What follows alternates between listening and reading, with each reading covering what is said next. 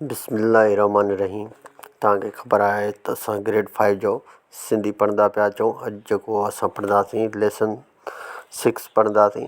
सबक़ 6 आकाश मंडल।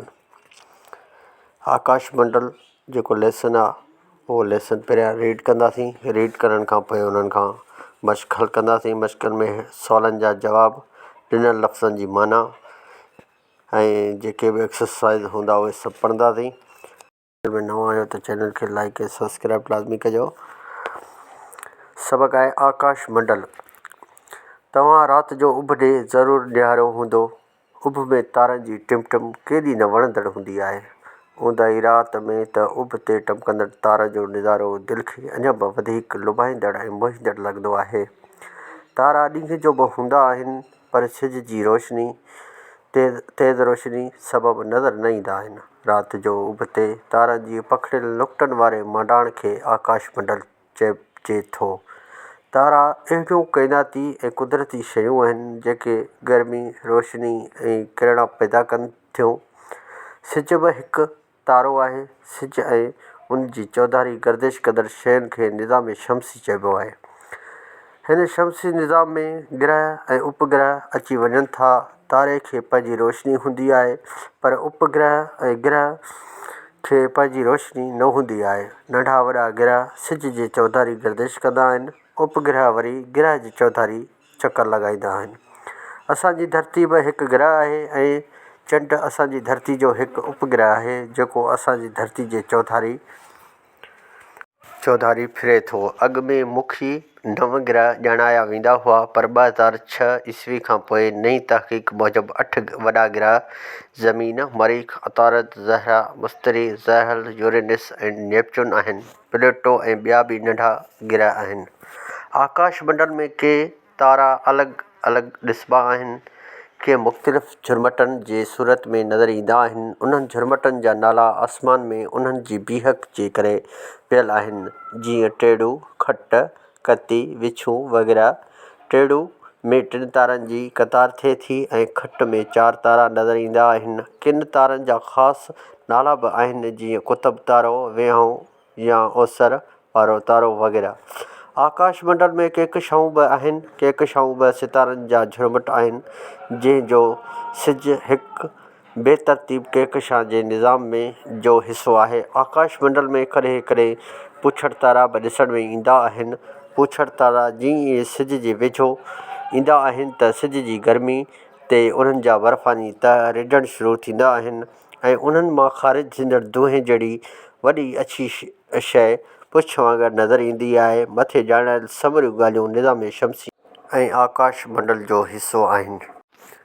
Reading जेका आहे complete थी। हाणे असां एक्सरसाइज़ हल कंदासीं, यानी मश्क हल कंदासीं। मश्क खे हल करण खां पहिरियां तव्हांखे लाज़मी आहे त सबक़ु लेसन जेको आहे ध्यान सां पढ़णो पवंदो ऐं ध्यान सां पढ़ण खां पोइ ई तव्हां इन्हनि सुवालनि जा जवाब ॾेई सघंदव। ऐं पहिरें में आहे अलिफ़ में हेठि ॾिनल सुवालनि जा जवाब ॾियो।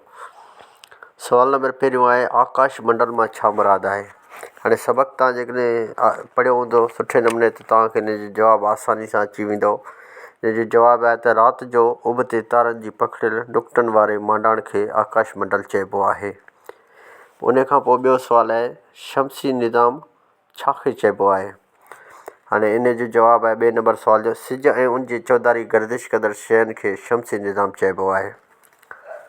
उन खां पोइ 3 नंबर सुवालु आहे ग्रह ऐं उपग्रह में फ़र्क़ु ॿुधायो। ग्रह या उपग्रह खे पंहिंजी रोशनी न हूंदी आहे। नंढा वॾा ग्रह सिज जी चौधारी गर्दिश कंदा आहिनि। उपग्रह वरी ग्रह जी चौधारी चकर लॻाईंदा आहिनि। चौथे नंबर सुवाल में कहकशां छाखे चइबो आहे। कहकशाऊं बि सितारनि जा झुरमट हूंदा आहिनि। इन जो जवाबु इहो आहे। उन खां पोइ हेठि ॾिनल लफ़्ज़ जी माना लुग़त मां ॻोल्हे लिखो। लुग़त किताब जे आख़िर में लफ़्ज़नि जी माना जेका ॾिनल आहे उन मां तव्हांखे ॻोल्हे लिखणा आहिनि। पहिरियों लफ़्ज़ आहे आकाश। आकाश जी माना आहे उभ। उन खां पोइ ॿियो लफ़्ज़ आहे मंडल। मंडल माना सिज चंडु तारनि जो निज़ाम जेको आहे उनखे मंडल चइबो आहे। निज़ारो। निज़ारे जी माना आहे ॾेख। गर्दिश। गर्दिश माना फेरो या चकर। झुरमुट माना मेड़ या मजमो। इहे जेका लफ़्ज़ माना हुआ उन खां अॻियां वरी जेको ए में आहे उन में राति तव्हां राति जो उबॾा ज़रूरु निहारियो हूंदो। हिन जुमिले में निहारो फ़इल मादी आहे, जेको ग्रामर जो हिसो आहे जंहिंमें तव्हांखे मादी माना गुज़िरियल ऐं हेठि वरी ॾिनल आहे त निहारो खे बदिलाए वरी निहारींदा लिखंदासीं त फ़इल जो ज़मानु बदिलजी वेंदो। उन मां ज़मानु मुस्तक़बिल चइबो, माना मादी माना गुज़िरियल, मुस्तक़बिल माना ईंदड़।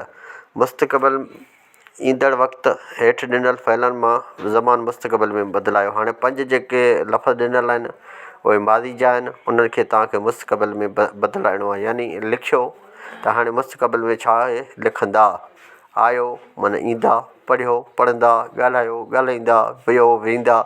इहो जेको आहे ग्रामर जो हिसो। उन खां पोइ दाल में अवां पंहिंजे स्कूल में थींदड़ साइंसी मेले बाबति कुझु ॿुधायो। ऐं हेठि तस्वीर ॾिनल आहे, तस्वीर मां तव्हांखे वरी उस्ताद जे मदद सां पैराग्राफ का बि तव्हांखे ठाहिणी आहे। पोइ लफ़्ज़ माननि खां पोइ आख़िर में जेको आहे हेठियां ख़ाल वियो। ख़ाल में 3 ख़ाल ॾिनल आहिनि। आकाश मंडल ख़ाल ॿ चइबो आहे, आकाश मंडल खे उब चइबो आहे। ज़मीन हिकु ख़ाल आहे, ज़मीन हिकु गिरह आहे। 3 तारनि जी कतार खे छा चइबो आहे, 3 तारनि जी कतार खे टेड़ू चइबो आहे। हीअ जेको लेसन असां कंप्लीट कयोसीं एक्सरसाइज़नि सां गॾु। नए लेसन में वरी इंशाल्लाह गॾु हूंदासीं।